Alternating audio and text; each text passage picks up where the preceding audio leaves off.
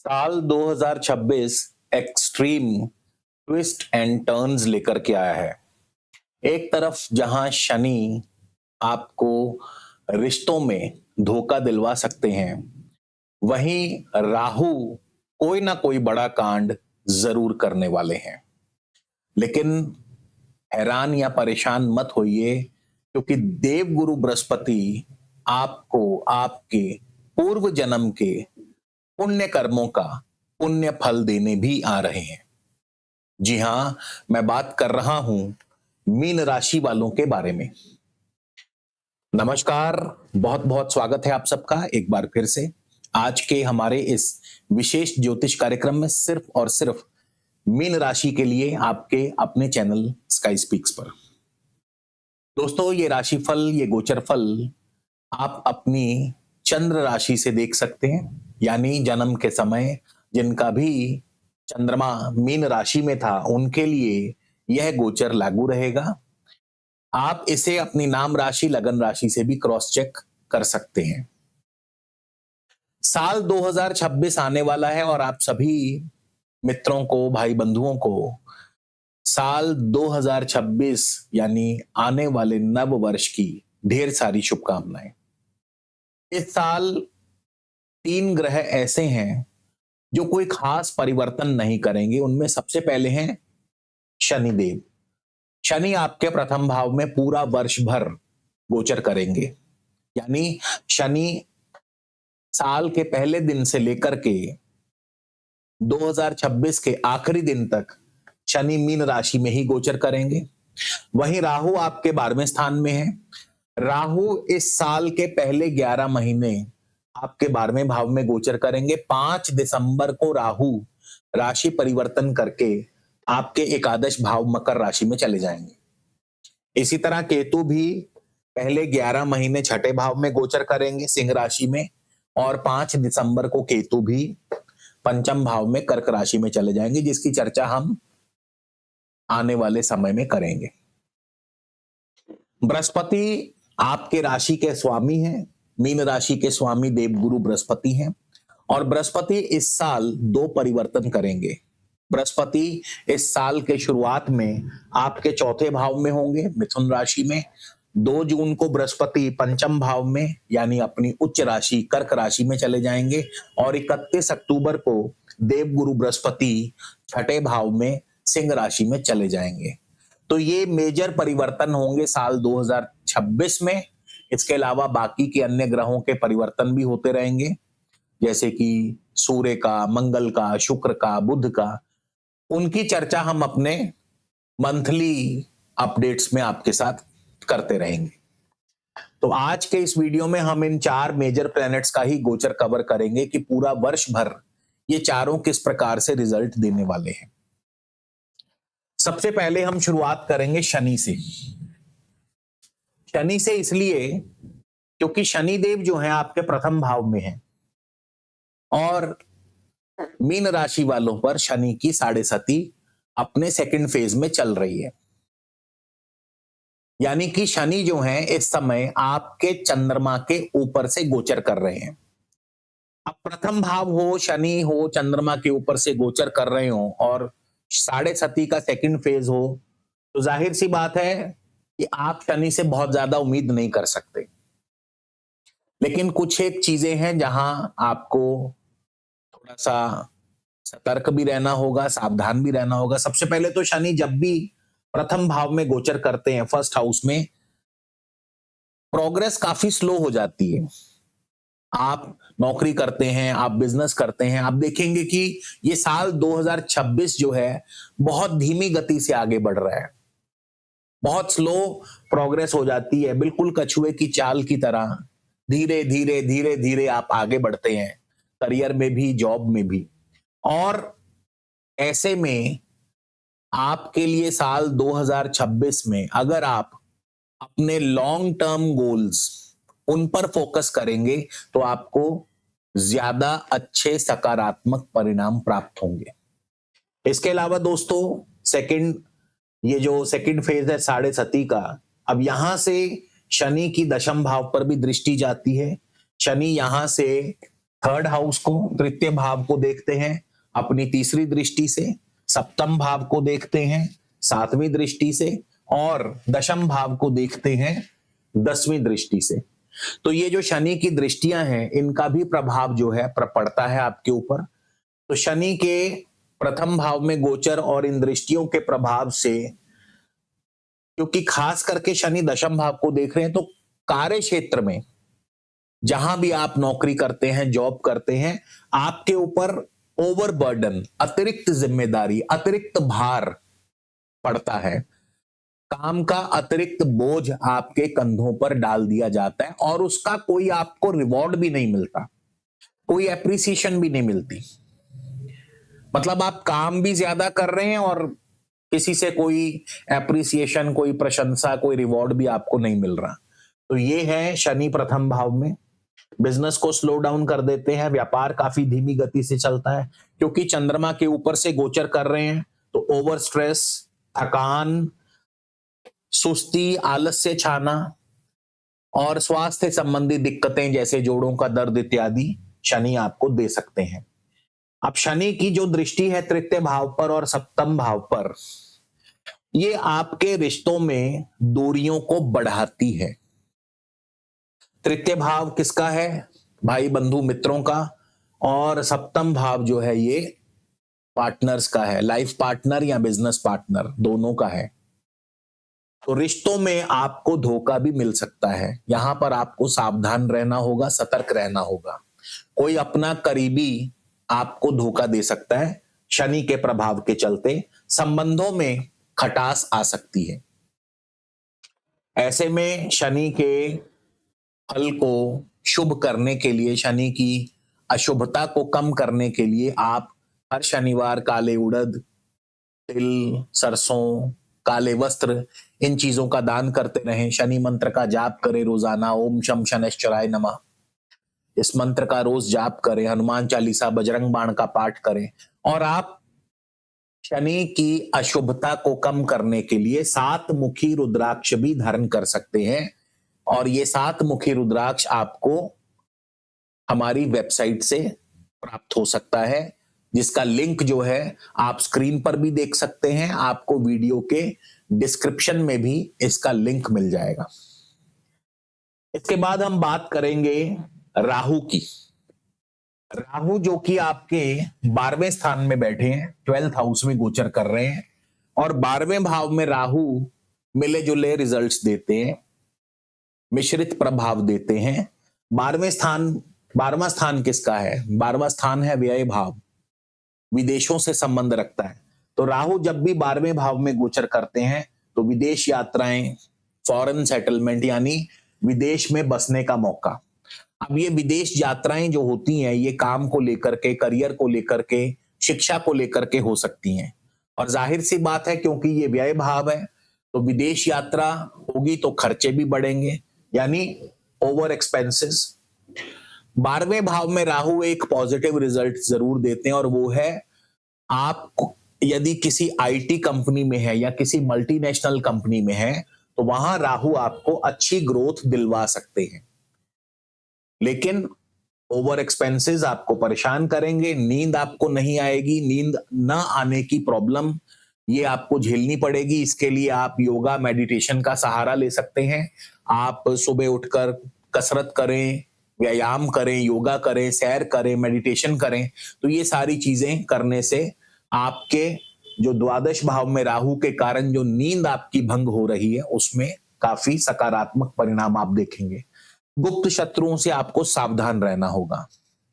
और 12वें भाव में राहु कोई बड़ा कांड भी कर सकते हैं, क्योंकि 12वां भाव जो है ये स्कैंडल्स का है। और 12वें स्थान में राहु जब आते हैं तो न चाहते हुए भी या परिस्थितिवश व्यक्ति कुछ ना कुछ गलत कर बैठता है, या कई बार एक्स्ट्रा मैरिटल अफेयर्स में पड़ जाता है, जिससे कि फिर उसका पारिवारिक जीवन भी उस पर भी खतरा मंडरा सकता है। तो कोई बड़ा कांड राहु कर सकते हैं। आपको राहु से सावधान रहना होगा। और राहु के अशुभ फलों को कम करने के लिए आप सप्तधान्य जरूरतमंदों में बांटे। सप्तधान्य यानी सतनाजा, इसे 7 ग्रेन्स, 7 प्रकार का जो अनाज है, 7 ग्रेन्स आप उसको जरूरतमंदों में बांटे, जैसे मक्की, बाजरा, कनक यानी गेहूं, राई, जौ, जवार, इस तरह के 7 प्रकार के जो अनाज हैं वो आप जरूरतमंदों में बांटें। अगर अनाज नहीं तो 7 प्रकार के जो दालें हैं यानी पल्सेस जो हैं उनको भी आप जरूरतमंदों में बांट सकते हैं। इसके अलावा राहु के अशुभ प्रभाव को कम करने के लिए आप 8 मुखी रुद्राक्ष धारण कर सकते हैं। शनि और राहु दोनों के लिए आप 7 और 8 मुखी रुद्राक्ष ज्वाइंटली भी पहन सकते हैं। इन दोनों को इकट्ठा भी आप सफेद धागे में गले में धारण कर सकते हैं, और ये दोनों ही रुद्राक्ष आपको हमारी वेबसाइट skyspeaks.in से मिल जाएंगे। आप ऑर्डर कर सकते हैं या प्री ऑर्डर भी कर सकते हैं, प्री बुकिंग भी करवा सकते हैं। तो इसके लिए जो लिंक है आपको हमारे वीडियो के डिस्क्रिप्शन में मिल जाएगा। इसके बाद हम बात करेंगे केतु की। केतु आपके छठे भाव में है। 5 दिसंबर तक केतु जो है छठे भाव में, राहु भी 5 दिसंबर तक 12वें स्थान में रहेंगे और केतु भी 5 दिसंबर तक आपके छठे भाव में ही गोचर करेंगे। और केतु छठे भाव में बहुत ही शुभ फल प्रदान करते हैं। केतु छठे भाव में आते हैं जब भी, तो शत्रुओं पर विजय मिलती है, यानी कोर्ट कचहरी मामलों में आपकी जीत होती है, कॉम्पिटिशन्स में आपको सक्सेस मिलती है, एग्जाम्स इंटरव्यूज में आपको सक्सेस मिलती है। यानी छात्रों के लिए छठे भाव में केतु का जो गोचर है बहुत ही शुभ फल प्रदान करता है। लेकिन केतु कई बार चोट, दुर्घटना, सर्जरी के योग भी बनाते हैं। ऐसे में वाहन आदि संभल करके चलाएं। और केतु छठे भाव में जब भी आते हैं तो कर्जों से मुक्ति भी दिलाते हैं, तो कर्ज भी उतारने का कार्य करते हैं। और ऐसे में चोट, दुर्घटना आदि से बचने के लिए बहुत सरल उपाय मैं आपको बताने वाला हूं। आप अपने वाहन में दुर्घटना नाशक यंत्र इसको स्थापित कर सकते हैं। वाहन में दुर्घटना नाशक यंत्र जो है ये आप अपनी गाड़ी में, अपने वाहन में रख सकते हैं, डैशबोर्ड में रख सकते हैं, वाहन में कहीं भी लगा सकते हैं। और केतु के किसी भी प्रकार के दुष्प्रभाव को कम करने के लिए आप डॉग्स को खाना आदि खिला सकते हैं। अब हम बात करेंगे आपके राशि स्वामी देवगुरु बृहस्पति के बारे में। बृहस्पति जो है इस साल के शुरुआत में आपके चौथे भाव में गोचर करेंगे, और बृहस्पति की यहां से दृष्टि रहेगी आपके 12वें स्थान पर, आपके अष्टम स्थान पर। 12वें स्थान पर बृहस्पति की 9वीं दृष्टि है, अष्टम स्थान पर बृहस्पति की 5वीं दृष्टि है, और 10वें घर पर यानी 10th हाउस पर भी बृहस्पति की 7वीं दृष्टि रहेगी। तो बृहस्पति साल के शुरुआत में चौथे भाव में है, और चौथे भाव में जब बृहस्पति गोचर करते हैं तो नया घर, नई प्रॉपर्टी, नए वाहन का योग बनाते हैं। बृहस्पति चौथे भाव में बहुत ही शुभ फल देने वाले माने गए हैं। आपके दशम भाव पर बृहस्पति की दृष्टि नौकरी में, कार्य क्षेत्र में आपको तरक्की और प्रमोशन दिलाती है, खास करके जिनको भी गुरु की दशा चल रही हो। यहां पे दशा अंतरदशा का जिक्र मैंने इसलिए किया क्योंकि बहुत लोगों के मन में प्रश्न होगा कि शनि और राहु के लिए तो इतने खराब फल बताए हैं, अब गुरु के लिए इतना अच्छा फल। तो भाई सीधी सी बात है कि आपको दशा अंतरदशा को भूलना नहीं है। दशा अंतरदशा ही तय करती है कि आपको शनि का फल मिलेगा, कि राहु का फल मिलेगा, कि गुरु का फल मिलेगा। जिनको गुरु की दशा है उनको गुरु का अधिक फल प्राप्त होगा, जिनको शनि राहु की दशा है उन्हें शनि राहु का फल प्राप्त होगा, और जिन्हें केतु की दशा है उन्हें केतु का फल प्राप्त होगा। तो प्रत्येक ग्रह जो है अपनी ही दशा अंतरदशा में अपना फल प्रदान करता है, तो दशा अंतरदशा को भूलना नहीं है। बृहस्पति की अष्टम भाव पर दृष्टि है, पैतृक संपत्ति, विरासत, बीमा, धन। अब ये जो विरासत, ये जो पैतृक संपत्ति मिलती है, ये आपके पूर्व जन्मों के किए गए पूर्व पुण्य कार्यों का फल आपको प्राप्त होता है। बृहस्पति 2 जून को, ये तारीख नोट कर लो, बृहस्पति 2 जून को आपके पंचम भाव में अपनी उच्च राशि कर्क राशि में प्रवेश कर जाएंगे। 2 जून 2026 को बृहस्पति कर्क राशि में आएंगे। ठीक है, और पंचम भाव जो है ये आपके संचित कर्मों का है, पूर्व जन्म के संचित कर्मों का। और बृहस्पति जब भी यहां पंचम भाव में अपनी स्वराशि, अपनी उच्च राशि, अपनी मित्र राशि में आते हैं, तो बृहस्पति आपके पूर्व जन्म के संचित कर्मों का पुण्य फल आपको देने के लिए आते हैं। और ये पुण्य फल आपको किस रूप में प्राप्त होता है? तो पंचम भाव में जब भी बृहस्पति आते हैं तो आपके पुण्य कर्मों का फल आपको प्राप्त होता है संतान के रूप में। बृहस्पति के पंचम भाव में गोचर से संतान की प्राप्ति, नव दंपतियों के लिए यह समय सबसे श्रेष्ठ है संतान उत्पत्ति के लिए, गर्भधारण के लिए। और जिनको इस गोचर काल के दौरान संतान हो, जिनका बृहस्पति पंचम भाव में उच्च होकर के गोचर कर रहा हो, तो आप देखिए कि ये जब इस काल में जो संतान होगी उसकी कुंडली में बृहस्पति अपने आप ही उच्च का हो जाएगा, और वो जो बालक या बालिका पैदा होगी, जो संतान पैदा होगी, बहुत ही मेधावी संतान होगी। तो इसीलिए कहा गया है कि पंचम भाव में बृहस्पति उच्च के हों तो पूर्व जन्म के संचित कर्मों का पुण्य फल देने के लिए आते हैं। और ये पुण्य फल मिलता है संतान के रूप में, ये पुण्य फल मिलता है आपको विद्या के रूप में। शिक्षा के क्षेत्र में अभूतपूर्व सफलता आपको प्रदान करते हैं, उच्च शिक्षा की प्राप्ति करवाते हैं। यह पुण्य फल मिलता है आपको प्रेम के रूप में, आपको आपके जीवन का सच्चा प्रेम प्राप्त होता है, सात्विक प्रेम। और यह पुण्य फल मिलता है आपको अचानक सौभाग्य में वृद्धि और अचानक धन लाभ से। अब यह धन लाभ शेयर मार्केट से भी हो सकता है, क्योंकि पंचम भाव जो है शेयर मार्केट का है। इसके बाद फिर 31 अक्टूबर को, माफ कीजिए अभी 31 अक्टूबर पर बाद में चलेंगे, बृहस्पति की दृष्टियों की बात कर लें तो पांचवी दृष्टि भाग्य स्थान पर रहेगी, भाग्य की वृद्धि। सातवीं दृष्टि लाभ स्थान पर रहेगी, आय के सोर्सेज, इनकम सोर्सेज में वृद्धि होगी। और नौवीं दृष्टि आपके प्रथम भाव पर रहेगी, मान सम्मान, पद प्रतिष्ठा, सेहत और स्वास्थ्य में सुधार करेगी। 31 अक्टूबर को बृहस्पति चले जाएंगे छठे भाव में, कर्क राशि से निकलकर सिंह राशि में प्रवेश कर जाएंगे।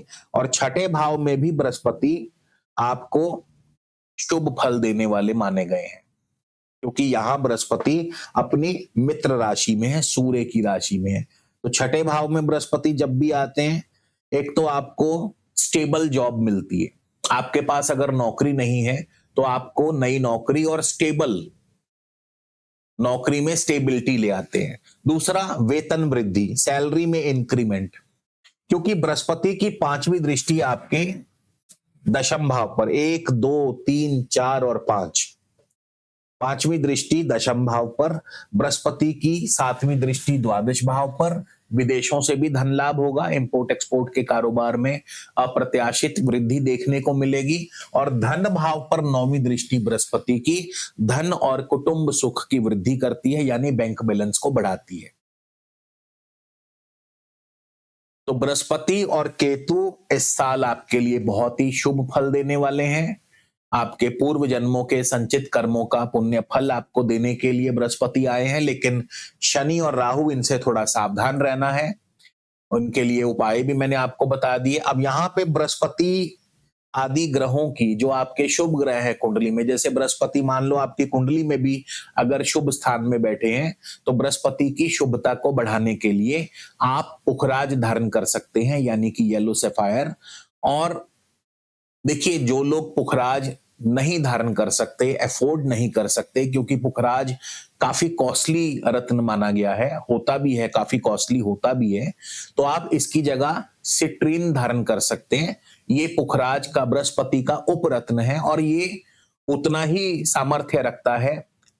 सिट्रीन भी आपके धन, धान्य, सुख, समृद्धि और सौभाग्य को बढ़ाने वाला है। और सिट्रीन प्राप्त करने के लिए आप हमारी वेबसाइट skyspeaks.in पर जाकर के देख सकते हैं, परचेज कर सकते हैं। लिंक आपको वीडियो के डिस्क्रिप्शन में मिल जाएगा। इसी तरह भाग्य की वृद्धि के लिए, अब देखिए रतन जो है ये पर्पस के लिए पहने जाते हैं, तो भाग्य की वृद्धि के लिए, सुख सौभाग्य के लिए, धन की वृद्धि के लिए आप मूंगा धारण कर सकते हैं। आपकी कुंडली में अगर मंगल शुभ है तो आप लाल मूंगा ही धारण करें, और आपकी कुंडली में अगर मंगल अशुभ है तो फिर ऐसे में सफेद मूंगा आपके लिए सर्वश्रेष्ठ रहेगा।